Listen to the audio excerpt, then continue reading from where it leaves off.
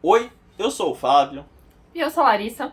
e esse é o Coisas de TV, o canal que vai aqui fechar todo o assunto Pantanal. Finalmente chegamos ao vídeo de balanço final de Pantanal, Nossa. né? A novela está chegando ao fim. Eu tô chegando nesse vídeo igual aqueles corredores de maratona, assim, com braços abertos, torcendo. Assim. O que aconteceu com Pantanal? Pantanal realmente foi arte? Realmente foi entretenimento? É isso, depois da vinheta.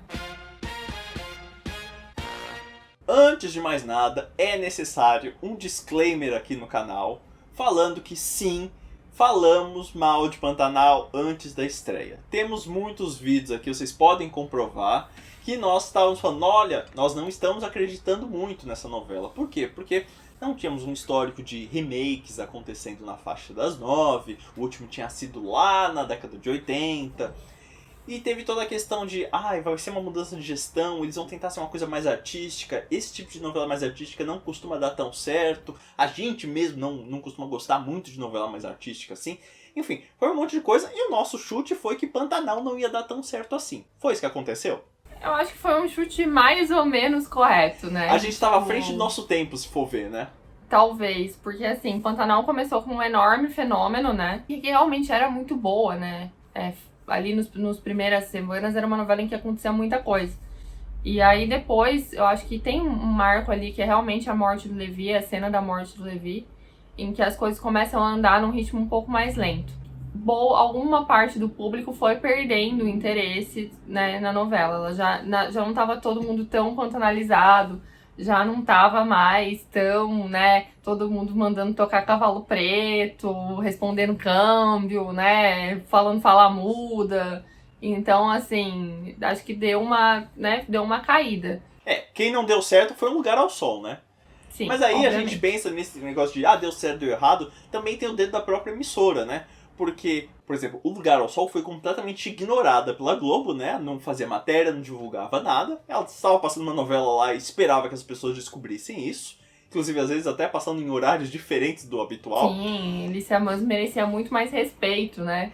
E no caso de Pantanal, a Globo já estava divulgando há muito tempo. Já na época ainda do começo da pandemia já tinha chamada falando, olha, estamos fazendo Pantanal. Entrevista com a Alanis Gillen muito antes de começar a gravação da novela. Sim. Teve uma divulgação muito grande, porque Um Lugar ao Sol foi a última novela da gestão anterior do Silvio de Abreu. E Pantanal era a primeira novela da gestão do Villamarim.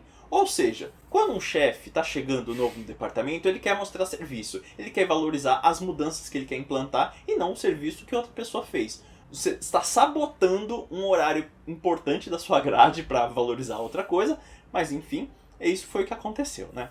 Pantanal, né, apesar de ter começado como esse grande fenômeno, eu acho que teve algum ponto ali que as pessoas ficaram um pouco cansadas da novela, né? Muita gente que eu via acompanhando, tipo, todos os dias, por exemplo, no Twitter, começou a acompanhar mais passadamente. Algumas pessoas simplesmente largaram a novela. A gente vê isso até nos nossos colegas aqui de YouTube, o Brasil que deu certo. Eles tinham a sessão Pantanal da semana pra comentar Pantanal, de repente eles abandonaram porque estavam achando chata a novela. Eu acho que, né, dando aqui nosso pitaco, o que aconteceu foi que, assim, a novela veio num ritmo muito mais frenético até a morte do Levi. E depois ela começou a ser uma novela mais contemplativa, como todo mundo já disse que ela ia ser, né? E que as pessoas acharam que talvez por ser um remake, né, por poder ter essa questão da pessoa poder mexer no texto, né, em teoria, não é? A gente teria uma novela um pouco mais dinâmica. Não foi o que aconteceu. Eu acho que isso deve ter afugentado uma boa parte do público que estava esperando uma novela um pouco mais rápida, um pouco mais dinâmica. Sim, isso temos que lembrar também que Pantanal é um remake de uma novela da Manchete. Na Manchete ela começou a fazer sucesso, a Manchete falou, Benedito, alonga aí esse negócio, vamos aproveitar esse sucesso. Aí ele começou a enrolar, fazer os acontecimentos mais devagar, botar mais cenas de trilha sonora enquanto o Tuiuiu voa, botar mais cenas de gente tomando banho no rio. Enfim, ele foi caminhando a novela desse jeito aí. Então aí acabou afetando, né? E aí, o que me incomodou, porque eu nunca fui muito pantanalizado. E não falo isso num sentido de, eu sabia que ia ser uma bomba, não sei o que, eu estava certo, vocês... não, que isso é besteira pensar dessa forma. Eu não fui atraído pela história, não costumo me atrair por histórias mais, assim, interioranas. Consegui entender a arte do negócio, mas não me pegou. Mas eu, como público que não estava, sei lá, assistindo a novela tão assiduamente, eu ficava de saco cheio de Pantanal com a forma como a Globo abordava Pantanal em todos os programas.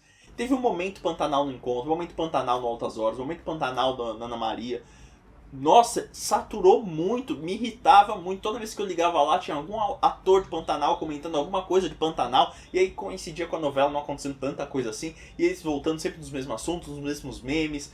Na verdade, eu acho que a Globo tinha que parar com isso. Principalmente ali no Encontro. Qualquer assunto falado todos os dias satura. Não existe nada, eu acho, que nem a melhor novela do mundo. Você tem coisas para comentar todos os dias. Cara, simplesmente tem hora que não tem mais assunto. Não tem mais o que trazer. Não tem mais o que falar. Quantas vezes o Guito Show não foi no Encontro cantar Cavalo Preto, sabe? Por favor. Pelo amor de Deus. Então, assim, não precisa mais, sabe? Eu acho que isso é uma coisa que a Globo teria que abortar. Não importa que novela seja, não importa a nova Avenida Brasil que venha, não precisa falar disso todo dia. Escolhe 2 dias na semana pra recapitular os assuntos e tudo mais. E pronto. Não, eu entendo, merda. por exemplo, a Ana Maria entrevistar o gostoso que fez o Levi depois da morte dele. Beleza, tá super condizente com o negócio. Agora, ficar levando o elenco pra comentar. Outro dia tava lá a Guta Regatinha lá no Encontro. Ela não tava falando nada de relevante pra personagem, tava comentando os crimes do dia que o Encontro tava cobrindo, sabe? Sim. Aí, tipo, eu acho que a Globo teve esse problema. A Globo teve esse problema com o Big Brother também. Tudo isso era uma estratégia de divulgação pra quê? Pra aumentar a audiência de Pantanal, né? Já que o Lugar ao Sol deu uma afundada ali na média de audiência e ajudou de certa forma. Pantanal foi melhor que um Lugar ao Sol, porém ficou, sei lá, abaixo de um Amor de Mãe, por exemplo.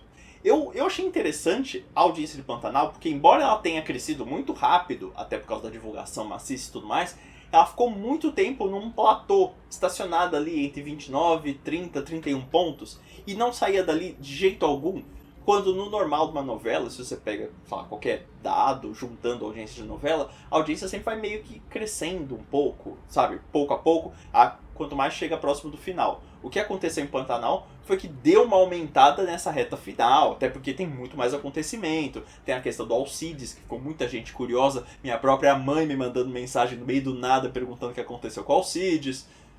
Aí teve também a questão do Parto da Juma. Um monte de coisa recente que está acontecendo em que atraiu as pessoas, então aumentou a audiência nessa reta final. Mas não foi um crescimento meio natural. Mas manteve, né? Manteve uma audiência cativa, apesar de tudo. Não teve grandes aumentos, né? Não foi um grande... Tipo, não foi nenhuma Avenida Brasil, mas isso também faz anos que não rola, né? Sei lá. Bem, temos aqui o momento do vídeo em que a gente lembra os principais problemas e os acertos da novela. Porque eu sei que vocês ficam aí comentando, nossa, vocês só falam mal das coisas. Isso quando a gente tem trocentos vídeos falando bem de alguma coisa. Então aqui a gente fala primeiro das coisas negativas, depois das positivas, pra ficar parecendo uma abordagem mais positiva no vídeo. Bom, acho que um dos principais problemas que a gente falou foi a barriga. A barriga, eu acho que a gente tem aí uma questão que é meio controversa, talvez, porque tem gente que defende que não foi uma barriga, que foi simplesmente o ritmo da novela que é mais lento. Ritmo lento pra mim era no começo da novela, que tinha acontecimentos, mas eles aconteciam num ritmo lento. Aí beleza. Agora o que aconteceu depois foi barriga mesmo. Mas dizem que a novela aqui tem muito menos capítulos que a novela da Manchete. Então é uma questão que tipo, você tem uma coisa argumentativa aí de gente que realmente acha que não foi barriga, que mas claro, você cortou todos os 5 minutos de Tuiuiu voando. Tem muito menos Tuiuiu nessa novela. Não, teve uma parte que andou em círculos óbvios. Estou botando aqui uma sim, outra... claro, você tá botando... E é uma barriga disfarçada, a gente até falou no vídeo. Tipo, eles botaram novos personagens pra ter novas histórias, mas depois que acabava esse personagem, o personagem saía e é como se ele nunca tivesse aparecido. O que aconteceu com a jornalista Érica? Sim, o pai dela, né? O pai dela lá, o Dan Stuba, que apareceu, tipo, né, rapidamente só pra tentar colocar o Zé Lucas na política e depois zarpou-se, né? Foi ali que a novela perdeu um público cativo, né? Quando você podia perder uma semana de novela e você voltava pra novela e estava acontecendo a mesma coisa. A novela ainda estava parada naquele mesmo acontecimento. Mas também há quem defenda que mesmo assim estava acontecendo coisas. Então existe um público cativo para Pantanal que se manteve. Tanto é que a audiência tem, né? Ela não subiu, mas ela teve, não caiu, né? Esse é um ponto importante. Exatamente. Um ponto também que foi muito negativo foi a questão dos merchants sociais. Porque assim, Inclusive foi alardeado que dessa vez Pantanal ia falar sobre a questão das queimadas e da destruição do Pantanal, que é uma coisa que está acontecendo agora no presente, que foi muito intensificada no atual governo, né? Então a gente estava imaginando, então vamos ter algum arco que acontece queimada lá, afeta os personagens vão começar a falar. Não aconteceu muito bem isso. Teve o tal arco da queimada, só que como o Bruno não queria mudar muito o texto do vô, ele botou só a cena lá e pronto. E aí não afetou nenhum personagem. Enquanto a gente tava vendo o Velho do Rio quase morrendo numa queimada, o céu ficando preto de fuligem, não sei o que, o outro tava lá, a pessoa estendendo roupa, o outro pilotando avião. Não estava afetando, é como se a queimada acontecesse num universo alternativo da novela, e depois o Velho do Rio voltou pro nosso universo normal, em que tava tudo normal. E também o grande pecado dessa novela, nessa questão da queimada, foi que falou sobre o assunto, mas não falou também. Porque não falou quem é culpado das queimadas. Eles falaram como se a queimada aparecesse ali do nada. Eu tava aqui andando, opa, tem uma queimada aqui, deixa eu cuidar disso. Não foi citado, por exemplo, que os grandes fazendeiros faziam isso, etc. Por quê? Porque a novela também puxa saco dos grandes fazendeiros. O próprio Zé Leôncio é um grande fazendeiro. Eu acho que isso foram assuntos sérios tratados ali meio na superfície, né? O que é um pouco comum de acontecer em algumas novelas, são poucos acho que são poucos os autores que conseguem fazer isso com mais seriedade. Eu acho que realmente você tem aí a Glória Pérez. Sim. Que faz isso muito bem, em geral, ela consegue fazer. E, apesar de tudo, o Manuel Carlos, em algumas questões. Sim, em alguns ele consegue abordar muito bem o assunto. Outros, pessimamente também. Eu acho que isso é uma coisa que teria que ser repensada enquanto, sei lá, novela enquanto formato mesmo, né? Tipo, o que a gente vai colocar? Se você não quer botar o negócio, não bota, sabe? Se é pra fazer mal feito, não precisa, põe. Né? Não precisa. E isso assim, pra qualquer história, pra qualquer autor, sabe? Tem coisa que simplesmente você vai abordar de maneira rasa, nem aborda, não precisa, não fala. E é sempre assim, né? Não tem um personagem ativista ambiental em novela que você tenha falado, não, esse daqui não tá ficando chato. Tipo, o Davi, né, em Amor de Mãe, por exemplo, também era muito chato. É complicado. Realmente eu acho que isso era uma coisa a ser pensada em novelas como um todo, assim. Eu acho que ainda falta muito pra gente conseguir ter merchants sociais legais, assim. Pouquíssimos autores dão conta. Outra coisa foi a falta de... Isso foi uma grande reclamação, acho que do público como um todo, que foi a falta de ousadia do Bruno Luperi em mudar o texto do avô, né? Ele falou várias vezes que não se sentia confortável em mudar certas coisas, né, do texto do Benedito. E eu acho que o que se esqueceu ali nessa questão é que, apesar de ser uma novela que já passou, quando ela passa em 2022, ela se torna de novo uma obra aberta, né? Sim. E eu me irritei porque o Bruno tem dado declarações de e o público que reclamou, por exemplo, que eu tirei o Trindade da novela, mas eles não entendem que essa novela era uma obra fechada, não sei o quê. Não é. Aí eu acho interessante que ele fala isso, mas ao mesmo tempo tá saindo notícia aí de que ele mudou o final, alterou algumas coisas. Que obra fechada é essa que o autor dá um palpite e você muda? Quando é conveniente pra ele fala que é uma obra fechada. Quando é conveniente, é obra aberta. Então, eu acho complicado você tratar uma obra que está sendo escrita ainda, apesar de tudo. Você tem uma história feita ali, mas ela é um remake. Então, você pode mudar coisas, né? Então, é uma obra aberta. Então, eu acho o que eu achei mais complicado, na verdade, nem foi esse copia e cola. Em algumas questões, sim, o copia e cola do texto do avô. Eu acho que eu até fiz um texto na ocasião, quando apareceu a família... Um texto é ótimo, hein? Um vídeo. Na ocasião, quando apareceu a família do Tenório, né? Aquela história da Zuleika e da Bruaca, que depois foi mudado, sim, quando ela chegou no Pantanal. Mas ali, quando elas estavam, né? Uma no Pantanal e a outra no Rio de Janeiro... Não, em São Paulo, né? São Paulo. Era um texto muito antigo, né? Era um texto que parece que não contemplava mais, né? A Zuleika como ela era, né? Tipo, uma mulher super independente e tal, mas que aceita certas coisas que não, né? Deram uma certa emancipação pra ela, o Teodoro não precisa me sustentar, mas por outro lado, ela é essa mulher super emancipada, mas que aceita o cara ter outra família, tipo, como se fosse uma coisa super natural, né? É do homem. Então, assim... Você teve umas incongruências ali que claramente vem do fato do texto ter sido escrito em 1990, né? E o problema é que ele mudou algumas coisas, sim. E o problema é que às vezes ele mudou pra pior, como foi o caso do Tenório com Alcides, né? Sim, e aí assim, o que eu acho que fica complicado é, por exemplo, muita gente queria que a Irma terminasse junto com o Caramunhão, né? Porque o casal teve química, né? Porque teve gente que shippava, porque, enfim, eles eram legais juntos, nananana. Essa coisa que acontece sempre, né, em novela. Tem um casal que, né, ganha a afeição do público e eles querem que termine junto. Ele disse não, vai continuar do mesmo jeito, né? Ela vai ficar com o Zé Lucas, que é uma coisa que, tipo, pras pessoas, principalmente porque o personagem do Irandir não foi bem quisto pelo público, não caiu bem, né? E sabe o que eu acho pior? Assim, no caso do... Ele, por exemplo, falou que matou a Madeline na novela, que já estava no roteiro original. Eu entendo ele fazer isso, porque manter a Madeline viva faria com que afetasse toda muitas a estrutura mudanças da novela. Porque é lá no começo que isso acontece. Agora, o fato de não deixar o Trindade sair, não ia afetar tanta coisa assim, sabe? Nada, quase nada. Ia ter que escrever um pouquinho ali, né? Fazer umas outras coisas, talvez da Camila Morgado ali, da Irma recebendo sinais de sua própria barriga, mas com ele do lado, né? Ele tentando explicar, ficar calma aqui, né? Tanto não afetou que conseguiu botar ele no parto, né? Sim! O personagem saiu na manchete porque o ator, o Almir Sater, foi protagonizar Ana Raiz é Trovão. Mas aqui não tem remake de Ana Raiz é Trovão vindo, graças a Deus.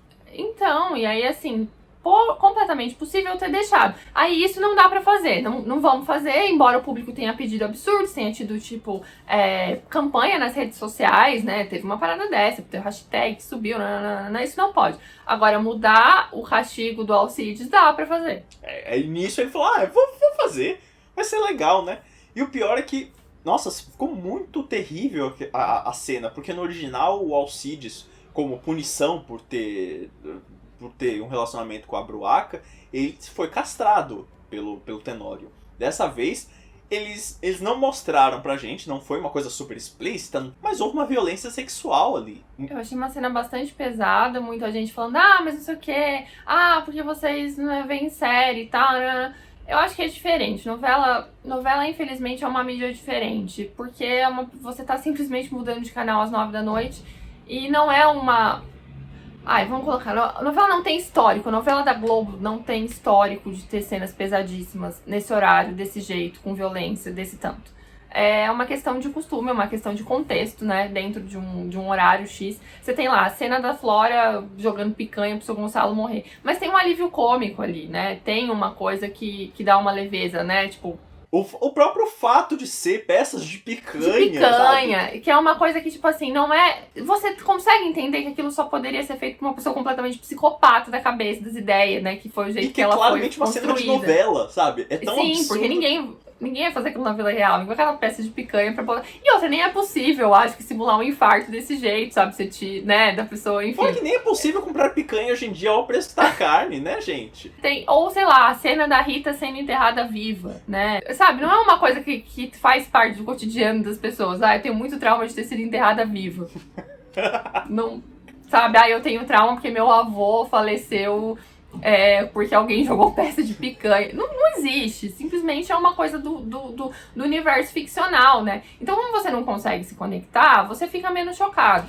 Agora, cena da violência sexual não é uma coisa que as pessoas não conseguem se conectar, sabe? É uma realidade no Brasil, é uma realidade de muitas pessoas.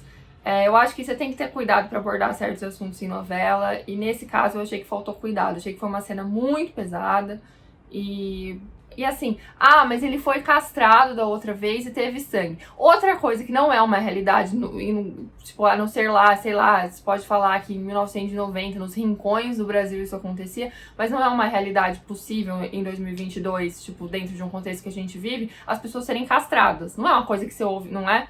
Tipo... Então, por mais que chocante que seja, e por mais que seja violento, não é uma violência que aciona nada dentro de você, assim, né? Tipo, de um trauma, por exemplo. Sim. Agora, uma violência sexual A questão da violência sexual do Tenório com Alcides também passa muito para aquela questão de agora estou punindo ele, fazendo com que ele seja menos masculino por ter uma relação sexual com outro homem, sabe? Vem de um histórico de violência em cima de violência, é muito desagradável. Foi uma péssima decisão do Bruno isso.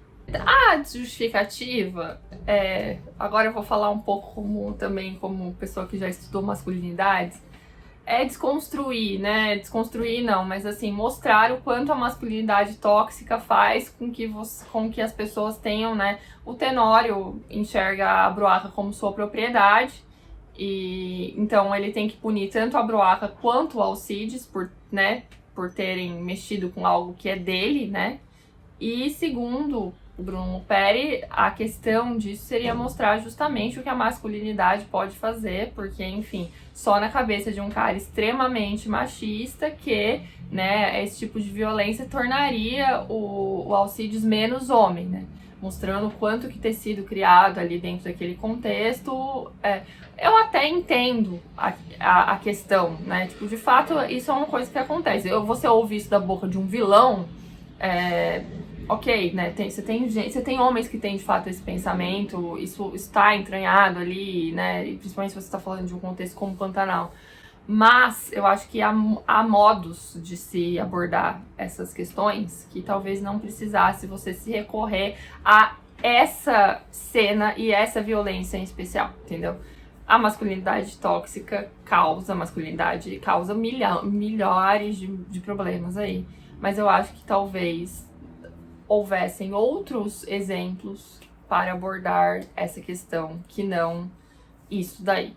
Esse foi um castigo utilizado porque na primeira versão eles tiveram que fingir que meio que não foi castrado totalmente, porque o público queria que a Bruaca ficasse com Alcides, né?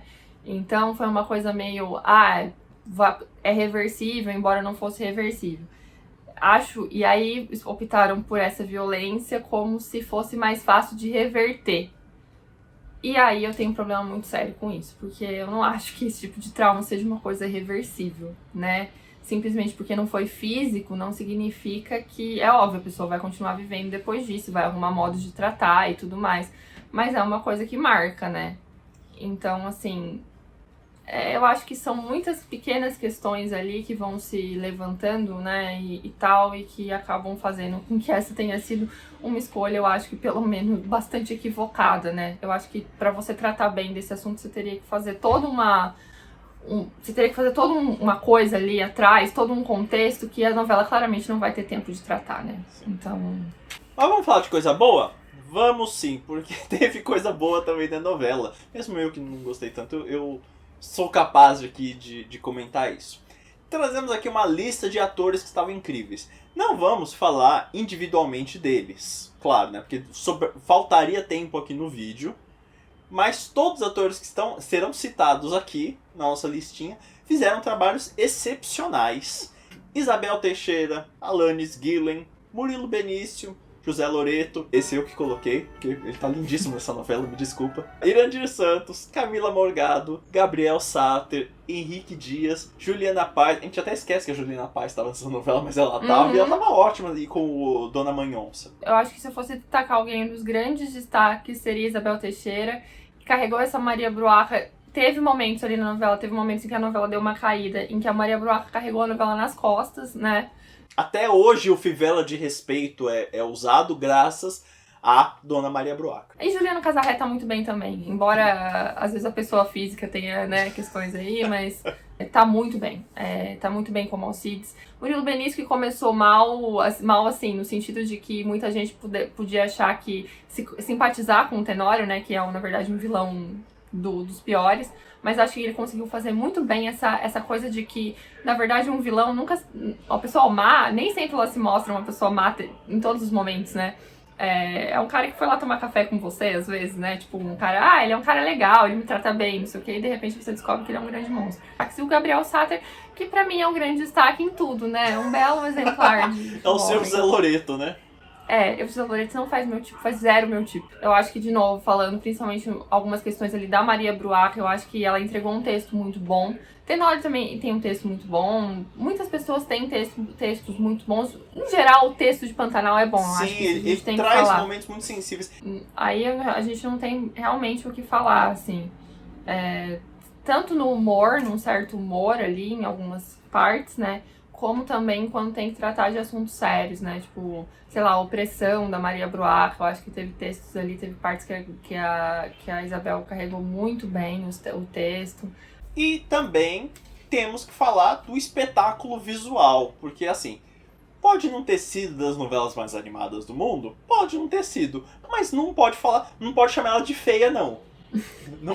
Feia não pode falar que é. Porque Pantanal é uma novela belíssima, as paisagens são lindas, as cenas de natureza são lindas, as cenas de estúdio mesmo são muito lindas, simulando muito bem um ambiente que não parece que foi feito num estúdio aquilo, as tomadas, as cenas, é tudo feito com um tom artístico quase cinematográfico dessa novela. Teve um cuidado muito grande que a gente não costuma ver assim em novelas, que são produções mais corridas. Novela é meio fábrica de pão, né? Então aí eles não tem tanto tempo para fazer coisas muito elaboradas, mas o pessoal de Pantanal conseguiu. Essa novela é um espetáculo visual. E, né, eu acho que o balanço final da novela é que, assim, sinceramente, não dá pra falar que Pantanal é uma má novela. Não tem como falar que é uma novela ruim, que não é. É uma boa novela, tem um bom texto, tem um bom trabalho, tem bons atores. Eu acho que teve esse problema da barriga, deu uma escorregada ali, deu uma perdida de fôlego, mas em nenhum momento foi uma má novela, uma novela ruim, é uma ótima novela. Eu acho que aí é mais uma questão de alinhar expectativas, né? Eu acho que talvez a gente tenha esperado que essa novela tivesse mudanças que não vieram, né? E tem questão de gosto também, né? Se você não gosta de novelas interioranas ou o ritmo um pouco mais lento, você não vai gostar de jeito nenhum.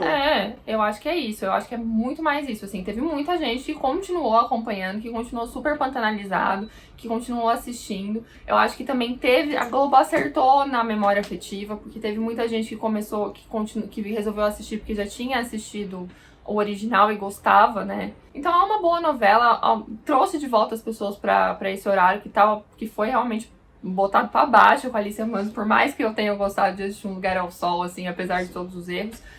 E por mais que às vezes eu sinta saudade de um Cauã fumante aparecendo, bebendo e dirigindo enquanto toca o calibre, de fato é uma novela que foi um sucesso, que a Globo está contente, que trouxe o que se esperava, né? Uma média de audiência que fica dentro dos padrões e que até traz aí uns picos, né, inesperados no final. Sim, e tá entregando audiência boa para a Glória Pérez continuar agora com Travessia. Então, assim, deu tudo certo. Não podemos chamá-la de ruim, sim. Não tem como. Eu só queria fazer um pequeno apelo público aqui, que caso você, Globo, esteja me ouvindo, pelo amor de Deus, não faz mais remake nas 9. Tá, seja bom, seja ruim, a gente não quer remake. Novela é com história inédita. Mas eu acho que é isso, nas 9 fica ruim, né? Nas 6 já teve alguns, né? Na 6 e na 7 é até normal ter remake. A gente teve muitos até nos últimos tempos. Mas nas 9, eu acho que é um horário que precisa de histórias inéditas.